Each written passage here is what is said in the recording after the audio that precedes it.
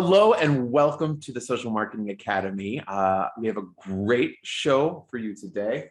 We have my good friend Lee. Lee Caraher is a fantastic PR pro that I cannot wait to interview. She has some really fantastic nuggets for all of you out there that are looking to really explore earned media as well as to find your niche out there with media coverage. So I'm going to bring her on in just a minute, so stay tuned. Who am I? I'm Christopher Tompkins. I'm your fearless host on this show. We come live every single week. We come across on every podcast channel that you have, as well as a YouTube channel. So you can check out the video if you want to see my face. If you're repulsed, I got a podcast. Listen to it. So you can learn more about my agency, which is the Go Agency, by visiting us online. It's gosalesandmarketing.com. There we have our podcast page. Why am I telling you this? Well, the reason I'm doing this show is I do the show so I can give you access to experts that are in many different aspects of the marketing industry: digital marketing, regular traditional marketing, and media relations and PR we have today. So if you would like to get any help from any of the experts that I've interviewed in past shows, please reach out to me, or you can reach out to them directly. All of their links are in the bio section of each one of the shows. Also, we have a killer email marketing piece that comes out twice a week, which is called the Bulletproof Marketer. I urge for you to sign up if you like to laugh, if you'd like to learn more about marketing. It's a great fit. So enough about all the stuff that I need to plug, and let's talk about our show today. So Lee Caraher is a CEO, a best-selling author, and a sought-after speaker. I like the cut of her jib. Founder and CEO of Double Forte, a national PR and communications firm in San Francisco, New York, and Eau Claire, Wisconsin. Lee is an acclaimed communication strategist known for her practical solutions to big problems. Her company works with companies big and small that are making difference in their categories. So she has a reputation for being a cohesive, high-producing team leader who has fun with her team, which is kind of what we do here at the Go Agency as well. She's a straight talker who doesn't hold too many punches, although she always does try to be pleasant while doing it. So you've sent some fantastic questions for Lee. I really appreciate you guys writing in and giving me your thoughts. I'm going to bring her on now, and we are going to learn a little bit about Miss Lee and everything that she's working on. Oh, here she comes. Hello, Lee. Welcome to the Social Marketing Academy. Well, hello. Thank you so much for having me. Yeah. That's what I do. So I was just telling everybody a little bit about you, and a lot of the things that we actually have in common. Being a straight talker, I'm trying to be pleasant about it. I struggle with that sometimes, but I do struggle with it by not straight talking or by doing it too much. Kind of like a sledgehammer to the face with the truth sometimes. I'm just going to stand next to you. I'm going to look good and confident. There we go. I'm bad. Look at this guy. Well, hey, introduce yourself to the audience in your own words. I'm Lee. I'm a longtime dark side public relations communication person who actually likes it. And I started my own agency so that I could actually do the work instead of just, manipulate the work from above. Yes, I do. I agree with you. I think it's kind of it's nice to be in the trenches with your hands in the soil rather than I think that's well, you also get to say no if you don't want to work with someone. If you own your own firm, you get to say who you work with, and that for us is one of our currencies, is that we only work with great people. So, and when you are part of something much larger that maybe trades on the street, you don't get to say that. And so for me, being able to say who we work with and that we choose our clients with care means that I sleep well at night, and that is a currency for me. You know what? And it's a freaking good currency too, Lee, because it's exactly what we do. And it is a game changer, waking up that game changer. So here's a good question for you then. Well, I'm saying it's good because I'm asking it. So I'm guessing it's going to be good. I don't know if it's going to be great, but when did you have a turning point where it was like, did you have an experience that made you say, I only want to work with people that I want to work with. And that's Oh, how. yeah. What can you, without naming I names, can what happened? tell you most of it. I won't tell you all of it. So before I started my own firm in 2002, so actually worked for a very large company. I mean, a company that's very generous to me, Weber Shandwick, which is owned by IPG. Okay. And I had about 13 office, 650 people, blah, blah, blah. And, the thing about being a PR agency within a holding firm that is traded on the street, and we were at that time located in San Francisco, is that, the farther away you are from New York, the less say you have. And then actually in the system, the further away you are from the big revenue, the less say you have. Yeah. And at that time, although it is not as true today, like the PR function has moved up the value chain in these publicly traded entities. Yeah. It's still, the issue is still that they're trading money for time in many places. Yeah. And if they're trying to return to the issue, you're a publicly traded entity, you have shareholders, you have to deliver value to them, and value is stock price and dividend. And it's very challenging to serve a client and to serve the street at the same time with the same Yeah. urgency and the same efficacy.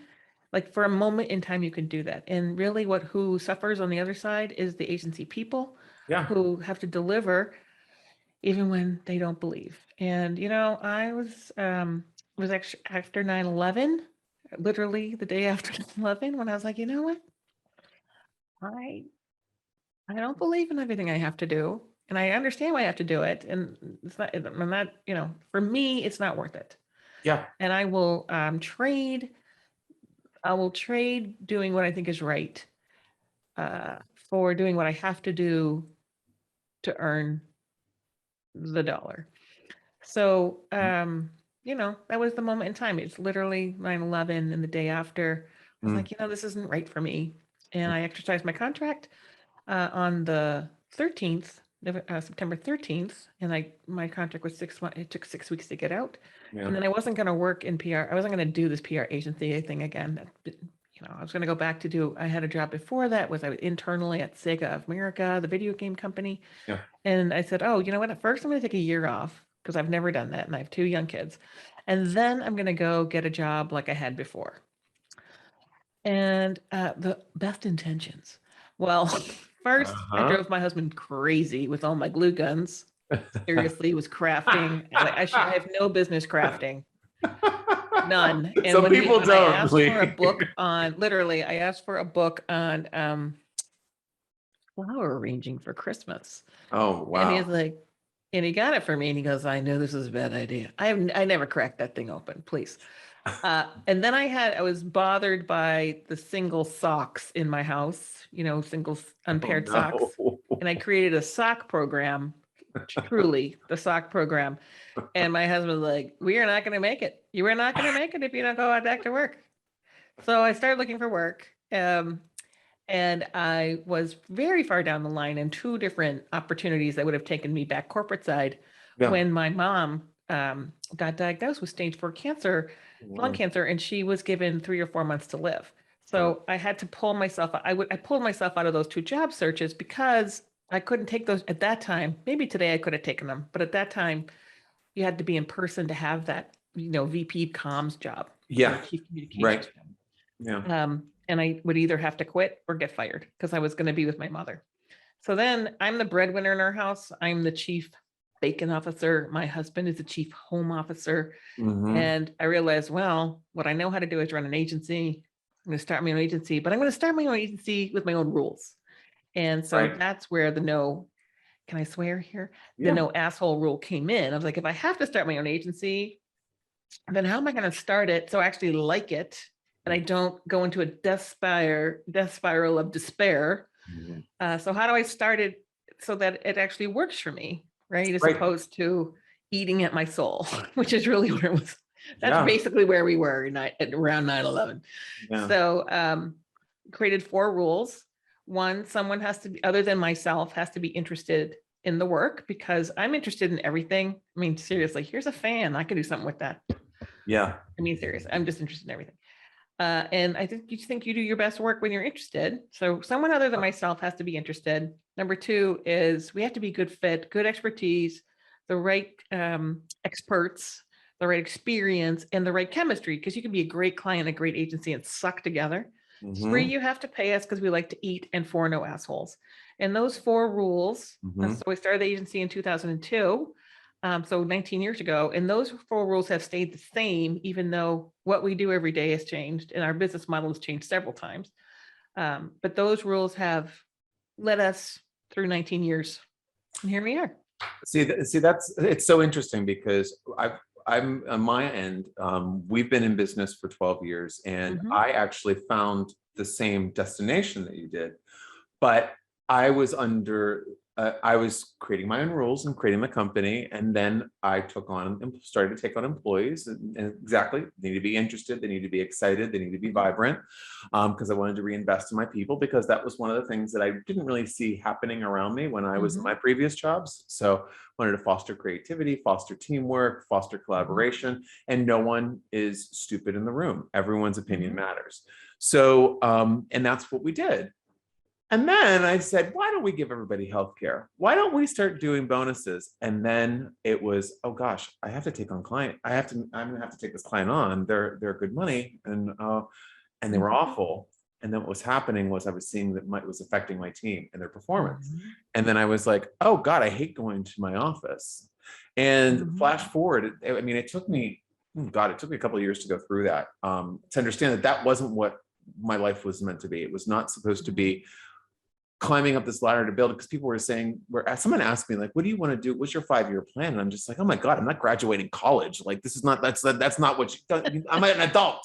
I mean, don't ask me that. I don't need a 5-year plan. First of all, I graduated in 4 years. So what's this 5-year stuff, Kimosabe? And second of all, and second of all, I'm in freaking social media. There's no 5-year plan in social media, folks. I started my firm before Twitter. So imagine that. Wow. Right? Oh my God. Yeah, for real. But so I think it was one day I was driving into my office, and I was I was like, oh, I can't stand these clients. And then I hate this drive. And I got to the office, and then I was getting we had a very big office, lots of clients, lots of staff. And I walked in, everyone was like, hi. I was like, oh, I hate you. So, I hate my clients. I hate my drive. I hate my office. I hate my people. I'm like, this sucks. And that day I made the decision to change everything to what made me more comfortable and everyone happier. We let go half of our staff. We let go 20 clients. We got rid of that large office, and now we're in a smaller office. And everyone that was worthwhile stayed and grew with us, and they're investing their time. It's so important to define your own success. Yes. Right. And lots of people have asked me, and I know this isn't the purpose of the podcast, but I'll just tell you. Lots of people ask me, like, Lee, why you were like intergalactic president of all this stuff, and you had this huge job, and the job before that was huge too, and now you have a small agency, and like, how do you live? I mean, oh my gosh, right? And yeah, it is true that that's all true, and also true that I have a bigger impact on people around me in a bigger way. It's more meaningful to me. Right. I have the life, it's not always easy, right? Having people is challenging, right? This job would be easy with all the damn people. It's not simple. It's not an easy job, but overall, by defining my own success, I get to have the impact I want on the world in the way I want it to be.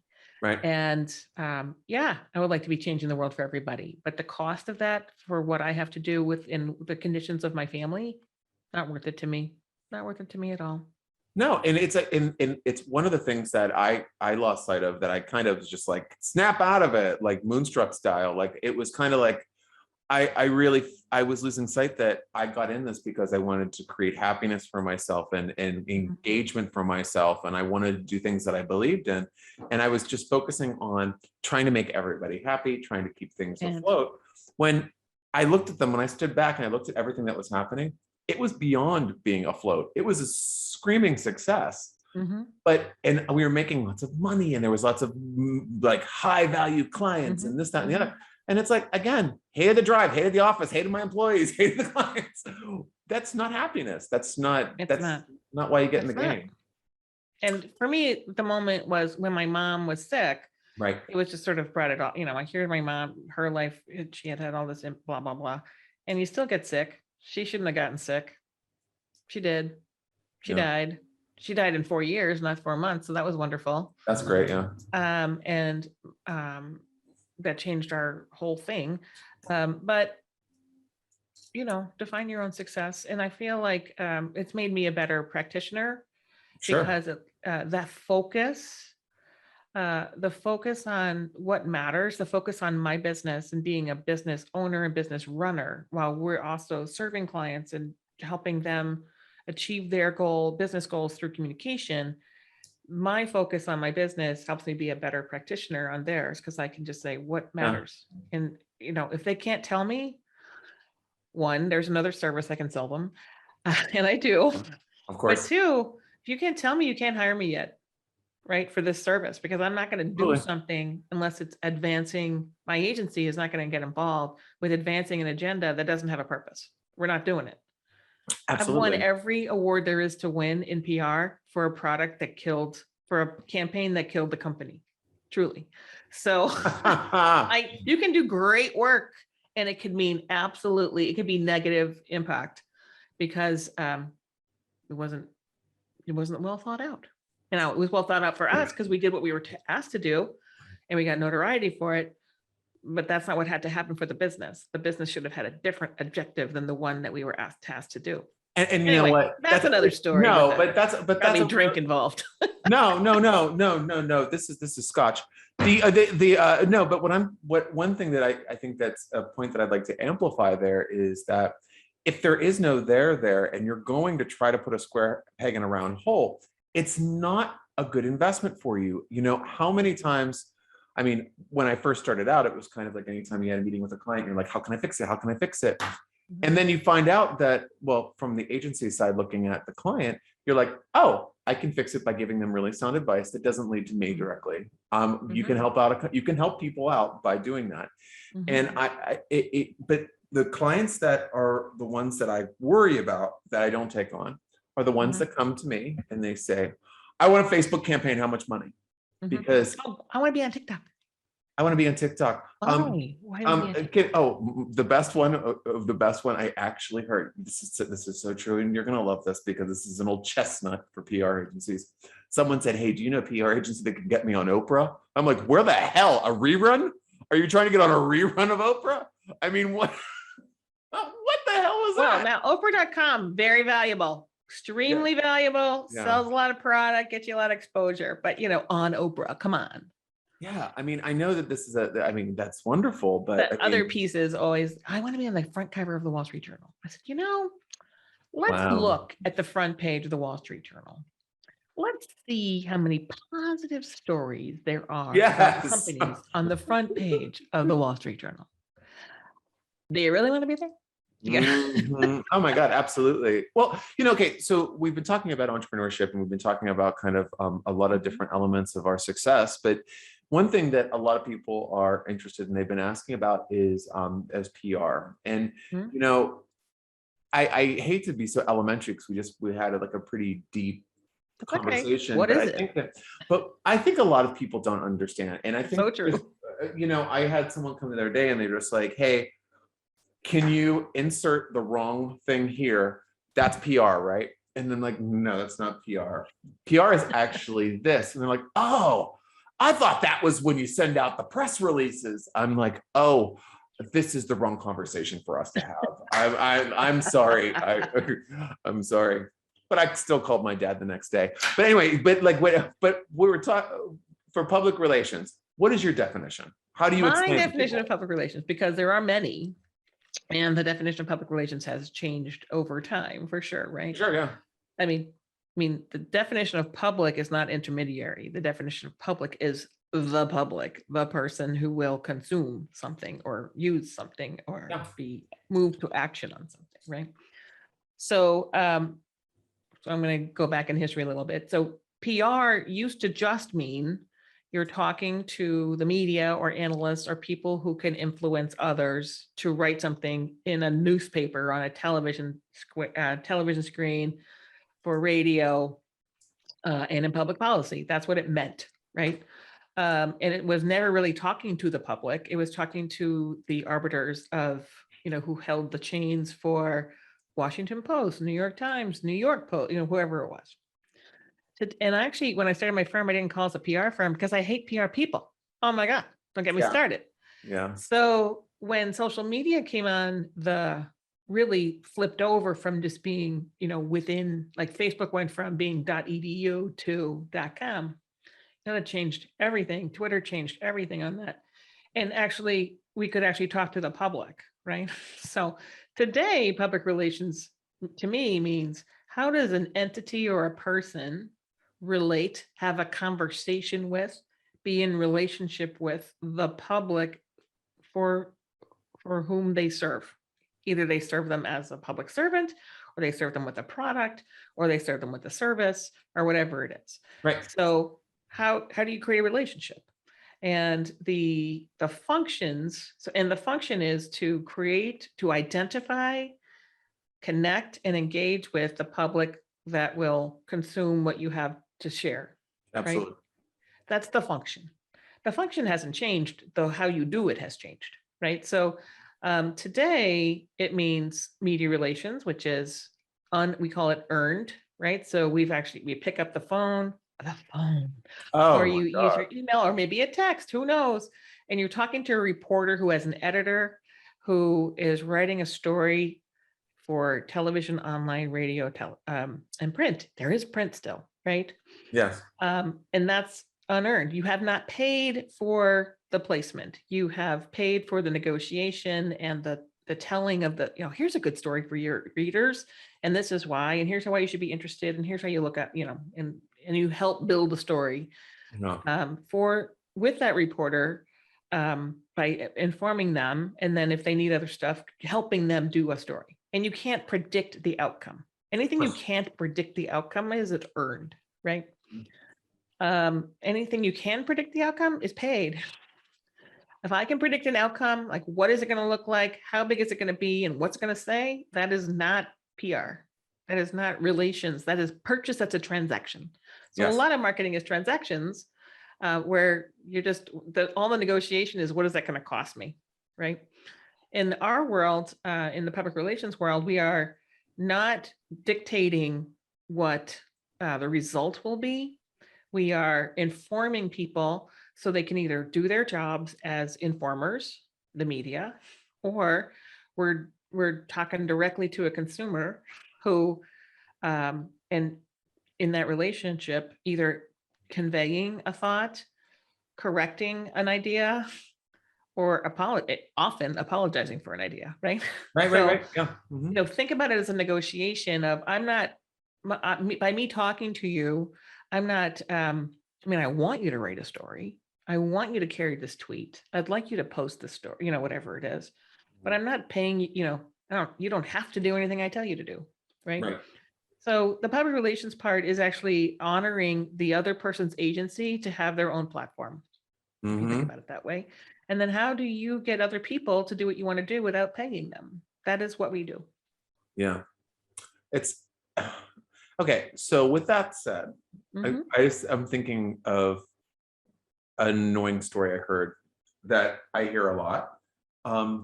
We were talking about getting those placements, getting on the cover of Wall Street Journal, which is ridiculous, and whatever, and these ridiculous placements.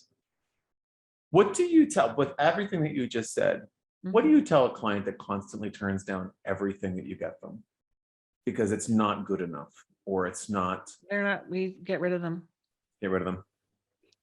I mean, I think the clients who think it's not good enough for them, don't really, what customer is not good enough for you? What customer is not good enough for you? Tell me. So, I mean, this happens, right? I don't want to be in Fast Company. Well, Fast Company wants to write about you. And this is what Fast Company is great. I love Fast Company. Yeah. And it's hard to get into Fast Company. I'm just Yeah, it telling you is. that right now. And, well, that's not really my audience. I'm like, really? Really? Growing companies, small cap companies, people who are innovators, that's not your customer. Well, then you're about to be out of business. I mean, Honest you're to about to God. be in basically in that entity, right? If you were eligible for a Fast Company, but you really want the Wall Street Journal cover and you don't want to do it, it's not good enough. But you're basically saying your business is about to be a commodity, because that audience is about change. That audience is about strengths. That audience is about building. That audience is about changing the world. That audience is building wealth. So you've just basically told me, that probably a good example. You've just basically told me that you only care about commodity pricing. And that's pretty simplistic. So what audience, tell me what's not good enough. That audience isn't good for you, really? And you see this often with people. Oh, it's only got 300 readers. Yeah, the 300 most important readers you can possibly have. Hello. Right. So it drives me crazy. And the it happens. Just this is the other one, right? What relationship do you have? Well, we have relationships with 900 people who lost their job last year. Yeah. And 1,500 people who lost their job 2 years ago. And 3,000 people who lost their job 3 years ago. I mean, so it doesn't, as all this change is happening in the world of people choosing to do new things, it doesn't really, yes, relationships help, but it should not be the thing that gets you a story. A relationship should not be the thing that gets you breakthrough. You need to be effing relevant, and it is our job to help you be relevant, or to tell you how to become relevant. And it is our job to figure out who is writing at a certain time.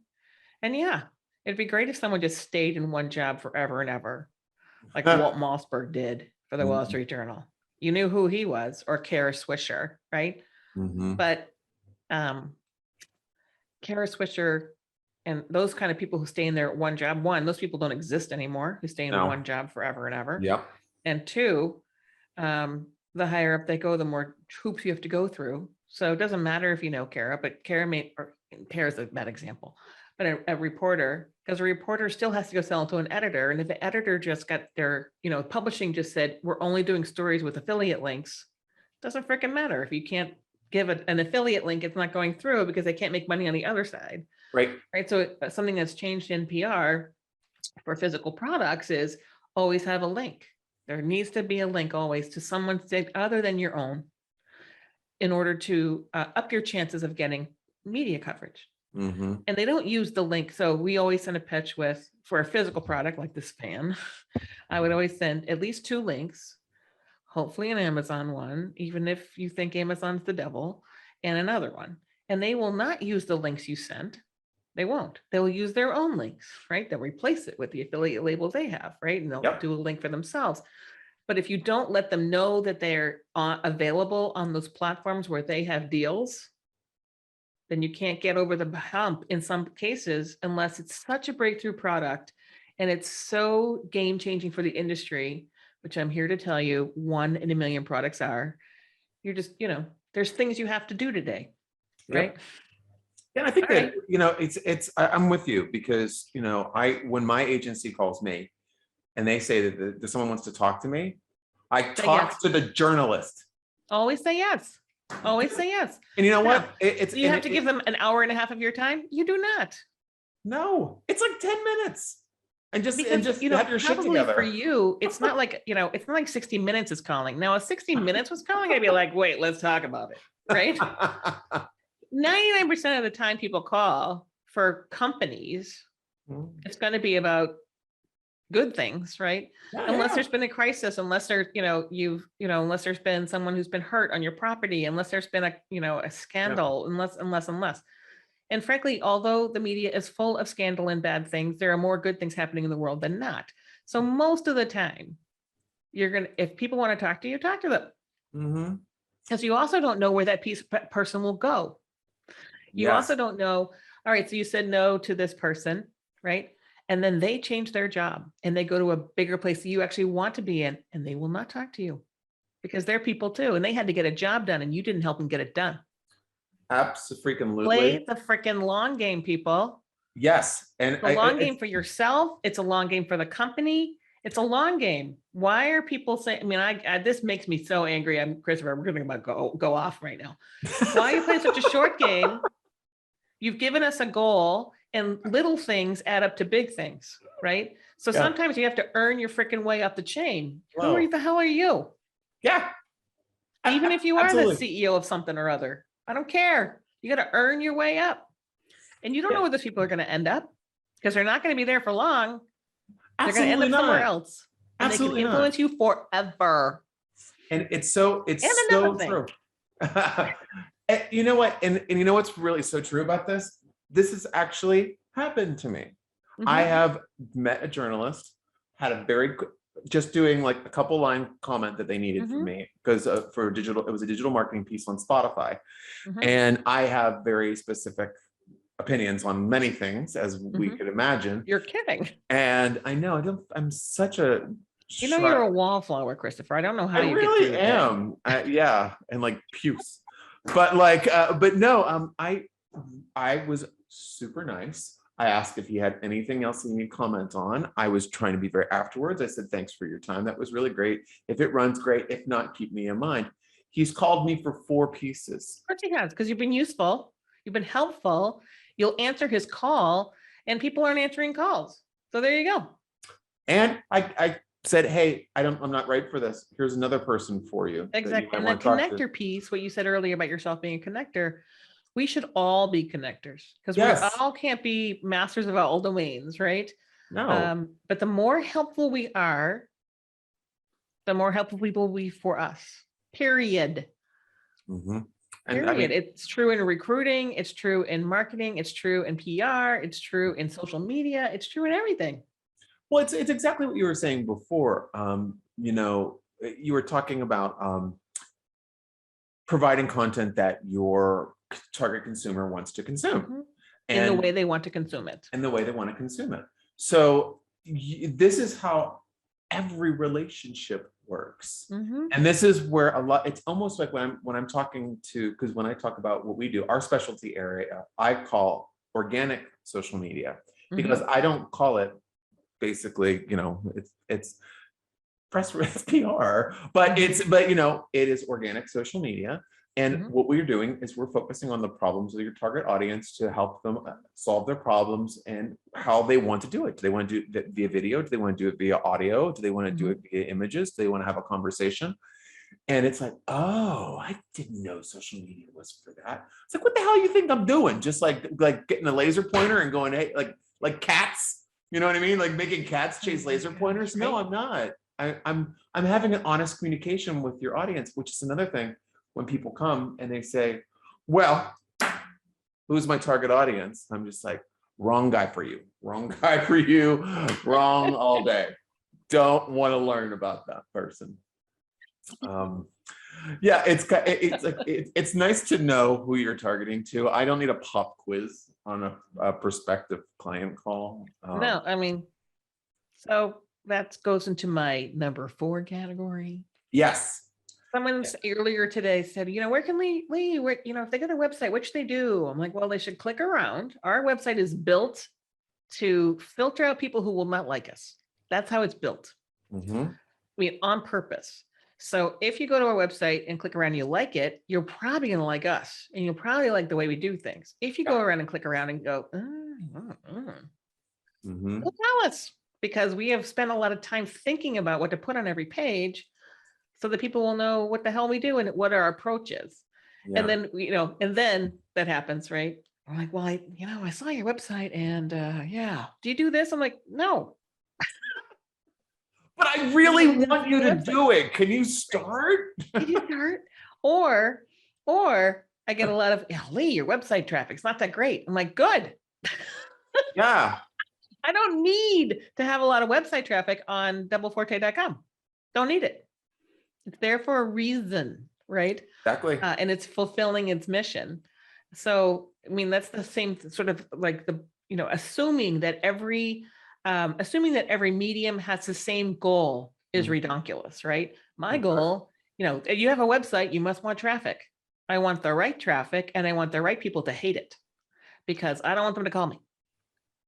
I want the other people to get there I want an educated person to get to my website.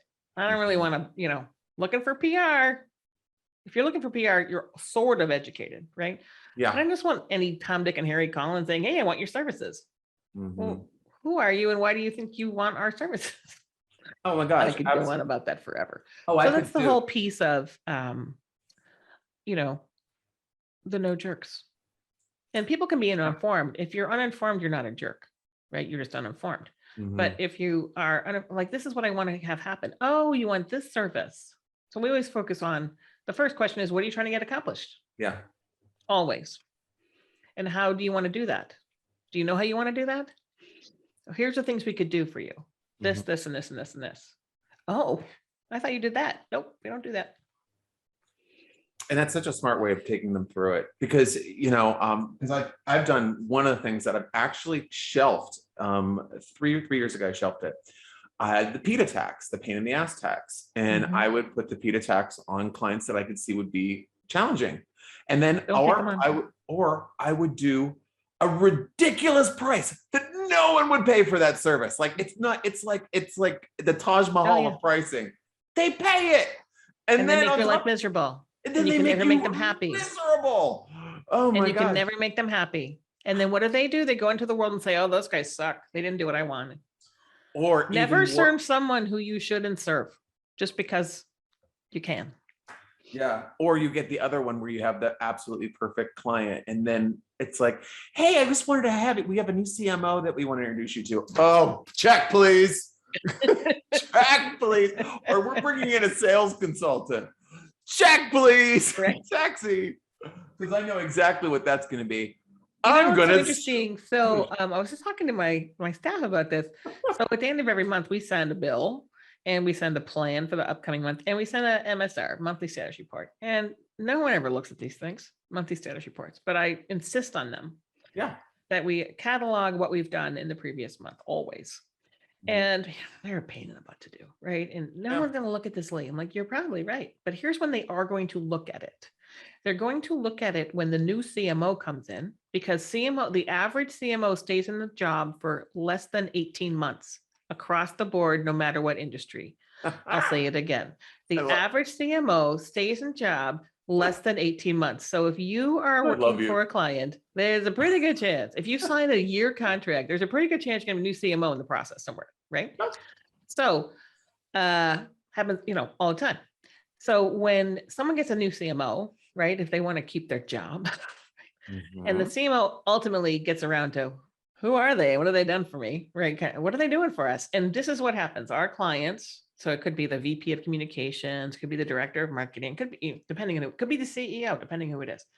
They go into their email and they click, and they forward it along, and they go, here's their last 6 months of monthly status reports. We have only lost in 19 years, we have lost one client when the CMO changed. That's great. And that is why. Not because we're awesome. Well, we are, but because we've made it easy for our client. If they are happy with us, and we would know, right? If you're not happy with us, or we're not happy with you, let's not wait for the CMO to show up. I mean, let's fix it or move on, right? And so if I have the relationship with the CMO and it's the person, I'm like, you know what? Sally doesn't like us. What are we going to do? You can get rid of us now. She wants to hire her own person. What do you want to do? And I'll just be straight like that, right? But having if you're not reporting to the CMO, which we might be in some places we are. Yeah. But we've lost one client when the CMO changed. Now, it doesn't mean we stay with everybody forever, right? Yeah, but because we've allowed our clients to actually keep working through change. So every time there's a CMO change or some other change, we keep moving on the path just by doing what normal course of business. What'd you do for me lately? Here's your document. Yep. They can look at everything we've done and go, okay, that's not my problem. My problem is not in PR. My problem is not with Double Forte or social media, whatever the hell we're doing for them. My problem must be somewhere else, because I got hired to solve a problem, And then they can't solve the problem. Why? Because they have a product that they didn't design. I mean, it's a long story. That's a whole Of nother course. question. Yeah. However, when a CMO changes, they look at everything like, what are we spending? Who's doing what? Blah, blah, blah, blah, blah. You're always at risk in an agency that way. Absolutely. Agency, right? So how do you set yourself up not to be at so much of a risk is to help them defend their choice of you, right? Now, for you, you're in a different part of the business, right, than we are. And you're by definition more at risk because of you're further away from the message. Mm-hmm. Yeah, it's interesting. But it's true. It's like, oh, but what's funny is that I used to feel that way, and I still say, check, please get me a cab, like I do. But at the same time, it's because I know what I need to do, and what I do is what I think that CMOs really appreciate. I completely empower them, and I find out all of their issues, and I try to solve them through what we're doing. And if not, I connect them with people that can help them, and then I give them all of the credit. And because I don't need glory. Well, right. This is the definition of a PR person. Okay. The good one. That's about the definition of PR. Now I'm going to tell you the definition of a good PR person. When they figured out the idea of what will work, and then they go in and they don't pitch the idea as their own. They say, how about this? And then by the end of the conversation, whoever is in charge says, I got an idea, Lee. How about if we do this? And then I say, that's a great idea. And I probably say that, good PR people will have said that 1,000 times in their career where it was a game changer that they came up with, and they don't worry about taking the credit. No. They don't worry about taking the credit. It's more female than it is male. So I'm very impressed with you, Christopher. But,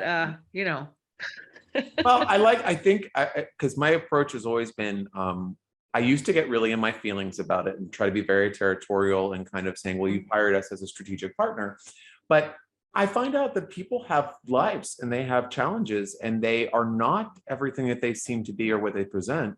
So I want to engage with them on an emotional level that puts me at a disadvantage and empowers them so that they feel comfortable enough to let me know what they really need and show me the true them. And sometimes those people are rotten, and I can see that they're rotten to the core. And I know, okay, well, I have to handle them this way. And sometimes they just had a really shitty meeting with their boss that they just hired. And now that because you know how it goes, they hire these people. All shit runs downhill. They hire the people, they empower them like crazy. They position them as the be all and end all. Then they knock them right off their post and make them hated. And it's like, that's why the average tenure of a CMO is less than 18 months. Exactly, because it's a really thankless job. That's why I would say that, like, my most popular job that I had prior to starting the agency was getting fired. And this is such a funny story. Okay, I was driving around my city with my husband. I was showing him my hometown, and we were going around, and I was like, oh, I used to work there. I was like, oh, I used to work there. And he's like, how many places have you worked? And I said, I got fired at least 2 to 3 times a year. I mean, it was literally, I would go through, because I was unfiltered. I wasn't like swearing and slapping people, but someone was rude, I would be like, you're being very rude. That hurts my feelings. And then they would be like, you can't talk to human beings like that. I was like, well, I was being kind of nice about it, but all right. Well, that was before 12 years ago. The world's very different now. Yes. Oh my gosh. You hurt my feelings. Okay, let's call a meeting.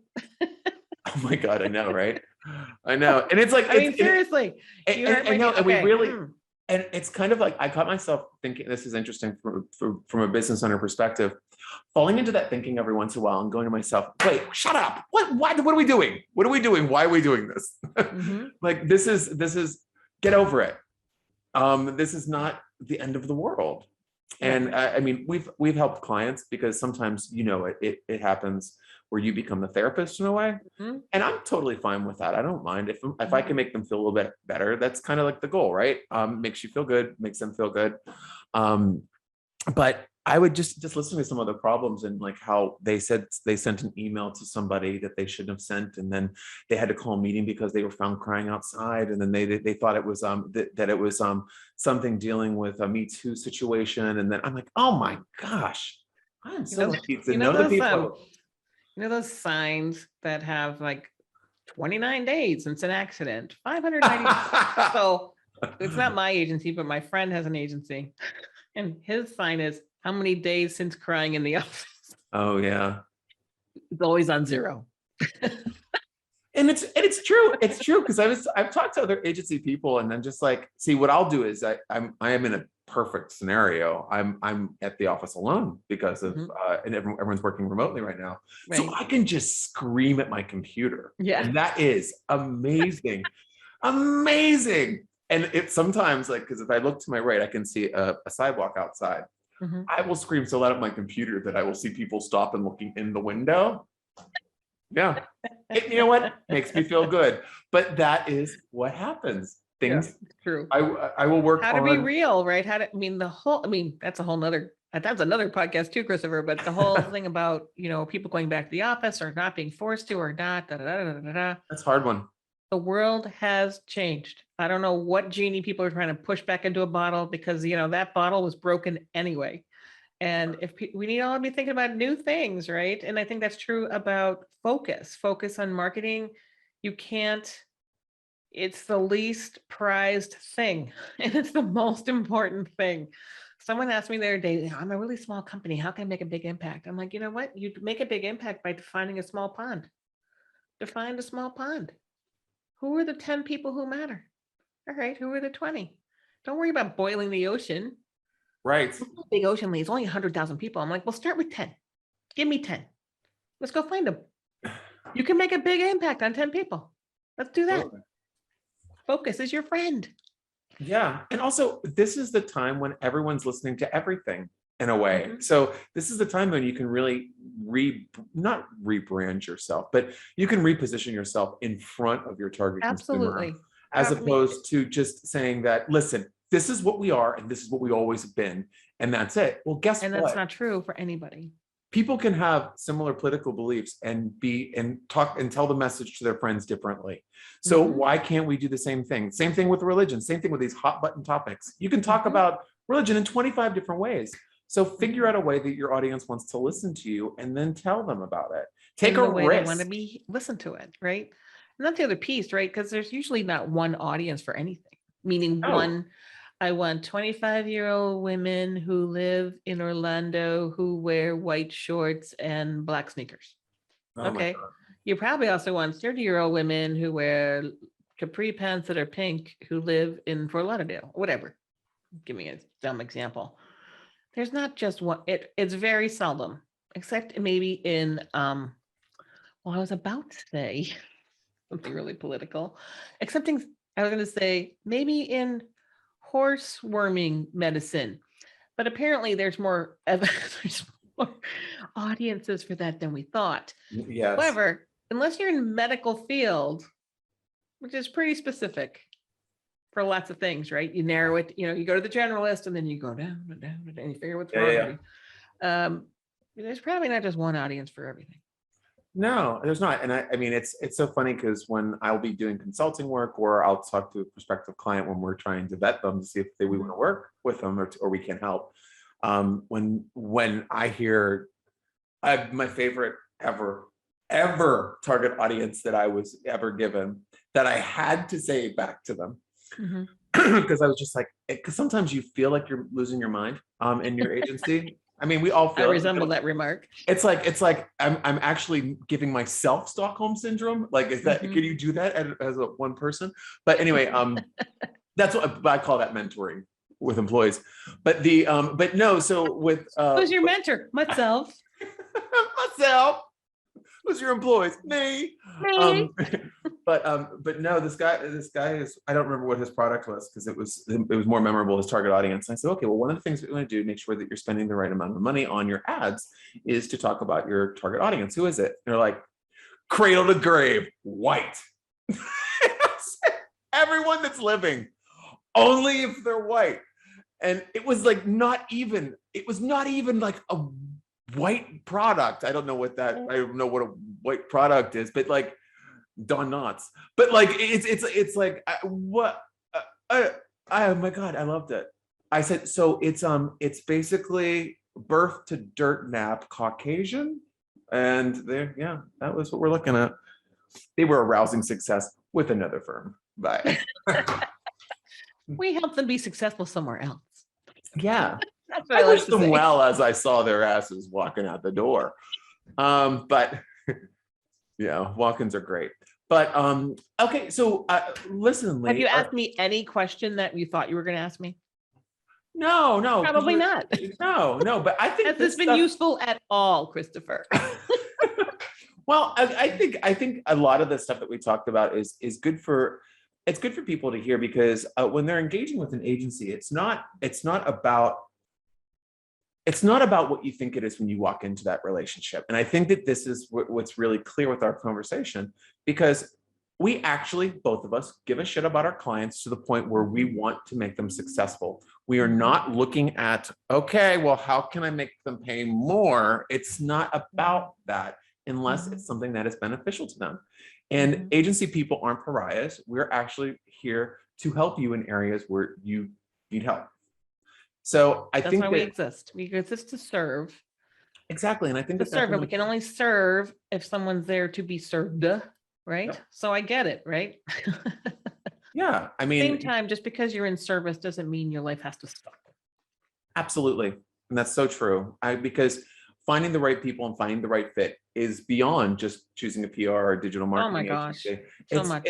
It's just relationships, finding the right relationships that are meaningful, and don't force them ever. Because even if you feel that if you're forced to choose an agency and you make that choice, it's not going to bloom the way that you think it's going to. And 9 times out of 10, it could blow up in your face and you're holding the bag. Yeah. So it's best to make sure that everything, it take that extra week and think Yeah, about and I it. think that the other piece about relationship is, I'm just thinking about, so we have a client who has a new person, and that new person's trying to find their way, and they're like, Right. geez. And it's, how do we help that person? So that person obviously went through their whole vetting process, got hired, and is now upsetting the punch bowl in many places, right? Mhm. Which is everyone's trying to find their way. But then how's the conversation? Like, conversation can't be, all right, Dan, you got to get rid of that person because they're screwing up our life or whatever. All right, Dan, so you've hired this person. This person's role is this as we understand it. And this is what the impact has been in that person on our efficiency and where we're going. So have you changed your goals? Because this is what's happened. Mhm. How can we help her be more successful? How can we help, blah, blah, blah. And that happens a lot with new people who want to like make their thumbprint, right? Right. For sure. And then they have this agency that they may not be responsible for, but they interact with. And so the relationship may never be great, but in the end, you have to make it work, right? Yeah. It's our job to figure out how to make it work if it can, and then to call the ball if it can't. Yes. And to also help them do good work internally. They don't know. A lot of people have no clue who their people are, but they only see them once a week on a call that they make them come to, right? Make them come So to. it's just the whole piece, right? You don't have to love everybody, but in general, I like to be with my clients. I haven't been with them in a long time, but I'd like to physically, if I can be, I like to be with them. But there are many clients who haven't, we don't have anything in common, or, they really don't want to see me. They're like, why is she here? Truly, what's she doing here? I'm like, she's going to screw it up, which I also have. So, I get it. I don't run any account. I'm terrible at it. So, but to know where your strengths are, right? But you don't have to love everybody, but you have to love the act, meaning love what you do for people, right? I love what we do for people. Do I like everything about it? No. But because of these rules that I set up so many years ago, 80% of the time I'm in a good place. 20% of the time I'm like, God, I don't want to do that. But you know what? An 80-20 world, I am winning. I am winning every day at 80-20. Absolutely. No, it's so true. Waking up to problems used to be something that would worry me, and it would affect my sleep, until I understood that I loved solving them. Right. And it was it just changing your brain, right? Changing your brain and just thinking about things a little bit differently, not to fool yourself, but to truth yourself in the right direction. Yes, and I think finding an agency who is solid in their own beliefs and finding an agency that you can work with is something who you don't, I mean, here's what I recommend, right? Don't ever hire someone who just says what you want them to hear. Yes. Don't hire a yes person. Don't do it. Because yes may be the answer all the time, but sometimes no is the answer, and you need to be ready to hear it. And you need to have an agency who's confident in telling you that, right? Mhm. So just, and how do you hire an agency? How do you set it up so that it's built for success, right? What are the pieces? And that means the agency has to ask things like, when's the best time to have a meeting? What schedule do you have that we need to be aware of? So we had a client once. For 10 years we had this client. They had a 980 schedule, which meant that every week half the company was off on Friday, right? Okay. Mhm. So nothing got done on Friday. Nothing got done until Tuesday. So Tuesday to Thursday around 2 was when you could actually get stuff done, Wow. because half the company was out on Friday. So if you sent something after 3 o'clock on Thursday and it needed the person who was going to be out the next day, they wouldn't actually pick it up till next Tuesday. So Gee. one, we had to understand the schedule, right? So we didn't have any meetings on Friday or Monday with them.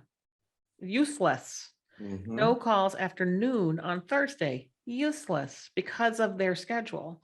And Mhm. so it limited our opportunity to talk with them. But once we figured out what their schedule was and how to maximize our time with them, oh my gosh, we had that client for 10 years. 10 Mhm. years. And it was mostly about MSRs that I told you about and scheduling. We Mhm. made it easier because you can be a great client. You can be a great agency. A great agency has to be good to work with, easy to work with, right? Yes. Has to do good work. You can have great results and be hard to work with. You will always lose a client. You can be a good agency and have good results, and pretty much always you keep the client. If Mm. you are easy to work with and have good results, you will keep the client longer than you should. If you, I'm Yep. sorry, easy to work with and have okay, pretty good results, you will keep a client longer than you should, because it's so hard to change agencies, Mhm. right? It's so much pain. It's so much pain, right? It's so hard to keep that the pretty good results Oh yeah. are fine, because the pain of changing it, the reason you have an agency is to get the work off your desk. It's outside, below the line, doesn't impact your bottom, blah, blah, blah. Absolutely. Absolutely. So if you are easy to work with and have pretty good results, you're going to keep a client for a long time. So the art of keeping it, on the other side, having been a client, is I want an agency that's good to work with, really easy to work with, that has good results, Mhm. right? So I would love the outstanding results all the time. The expectation of having outstanding results day after day after day after day after day is unreasonable, right? Absolutely. And particularly if your fees don't ebb and flow with the work, which is often true, right? Yes. So being easy to work with and having good results is where we focus. And so maybe that's revealing too much, but you're going to get good results with us, and we're going to over-index many times during the year, but it's not always going to be over-indexed. You're going to Exactly. get good results with us, and we're going to be so easy to work with because we care about what your schedule is. It's not about it's not about our schedule. And it's important. I think it's important when you're, and this, and then I'll wrap this up. No, One we're of the, talking for another hour, Christopher. well, it's interesting because again, one of the things I used to do as an agency is that I say, okay, listen, I'm going to have to stick to my guns and my structure in order to not be taken advantage of, because people want to talk too much. They want to do this. Guess what? Shut up, Chris. Like, I don't care. It's not about you. what makes your client happy? What makes them feel comfortable? What reduces the drag? What reduces the amount of questions via email that are urgent, but are just because they're reaching out because they want to hear something for you? How can you work that? And we've created structures in-house that it's like we bespoke the structure of how we manage the client, because there's no one size fits all. Everyone has a different personality. Some people are super anal. Some people want to edit something until you can't even see the freaking period on the sentence. As long as they pay for it, it's fine. Let them have it. Let them have fun. Well, that's Let the them piece, play. right? A lot of people don't understand where the efficiency is. So the scope creep on things that shouldn't, you're never, that first edit, the last 20 edits, if you're editing something 20 times, oh my God, first of all, no. Second of all, there is no it's incremental value that diminishes over time every edit, right? Get it in front of the right person who needs to frickin' say yes. Why we have all these people? And I just go in and say, Yeah. you can edit this all you want. Every time we touch it, we charge you. So if that's how you want to use our time, we'll have less time to do this stuff later. Fine. I don't advise it. Let me give you an example. We just had this conversation with somebody. Let me give you an example. Here's the last 5 things we wrote for you. Here's where it started. Here's where it ended. Pretty similar. Really wasn't that much change. In the middle was we had to touch it 10 times. Oh, yuck. 10 times. Do you want us to touch it 10 times? Because every time we touch it, by the time we touch it, it's not touching, you don't touch for 10 seconds, right? You have to go look at it. You have to double check. You have to cross-reference. You have to get someone.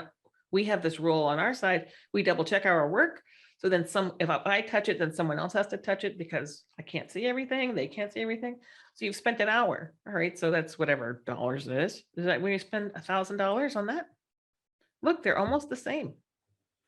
And that's Sometimes you have to use the evidence, right? Oh, here's where you absolutely spent the money. Here's what your ask was.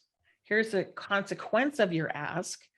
We think there's probably a better way to get from point A to point B. How can we help you streamline so you're not spending your money on busy work? Yeah. It's interesting. A suggestion internally. I won't mention who it was. It might have been me, but I was thinking about getting one of the posts we had for social media for a company and do a morph into how it was changing and how long it took to get that one edit done. It got to the point where was it the graphic or was it the text? No. It was the text because it was basically going like this. Vroom, vroom, vroom, vroom, vroom, vroom, vroom, vroom, vroom, vroom. I mean, it was. And how many posts do they do a week? Like 4. And it's like, and it's not a high level situation. This was a freaking Instagram one, by the way, too. So, and it was mostly hashtags, which weren't going to be changed. But anyway, the final say was, we really need to fix this. Did you see what this update looks like? And I said, you wrote the entire thing. And what did they say? They said, oh, then I think it's fine. And I was like, okay. This is going to be your last day with us. But Lee, you've been an absolute delight. I had so much fun talking to you and learning more about. Oh my gosh. Well, I love talking with you. I hope something I said was useful. I'm just saying. No, I think that anybody listening to this is going to fall in love with you. I think we had so much fun. I'm going to put all of your links into the description of this show. But where would you like to point people to learn more about you? To learn more about Double Forte, it's www.double-forte.com. You can also go to leecaraher.com, which is where my books and you can get to my agency there too. And you can follow me on Twitter at Lee Caraher because I'm easy to find. LeeCaraher. Easy. Perfect. Everyone connect with Lee. Thanks, Lee, so much for joining us. Folks, we have some really great episodes coming up. So again, if you want to learn about any of our past guests or listen to the show, because obviously I'm really good at this, go to gosalesandmarketing.com and go to the podcast link. If there's anybody there that you'd like an introduction to because you could use their help, let me know or just connect with them using the links below the description. Until next time, folks, thank you so much for joining us. And we'll catch you in the next episode of the Social Marketing Academy. Goodbye.